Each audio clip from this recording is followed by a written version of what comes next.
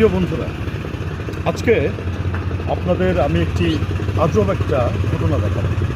আপনারা এই যে দেখতে পাচ্ছেন, এই যে এটা হলো সবেদা গাছ। আপনারা সবাই চেনেন, খুবই মিষ্ট একটি ফল, আমাদের দেশীয় ফল একেবারে। এই যে সবেদা ফুল হয়েছে, এই যে ফুল হয়েছে, এখান থেকে ফল হবে। এটা হচ্ছে সবেদা গাছ এবং সবেদা ফল হয়। মজার ব্যাপার হচ্ছে, একটু কাছে নিয়ে আসুন। এই দেখেন, এই সবেদা গাছে নীলকণ্ঠ ফুল ফুটেছে।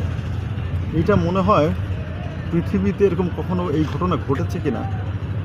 অনেকে মনে করতে পারে যে এখানে লাগানো হয়েছে, না, ঠিক এই ডালটাতে যে ফুলটা ফুটেছে এটা হচ্ছে নীলকণ্ঠ ফুল।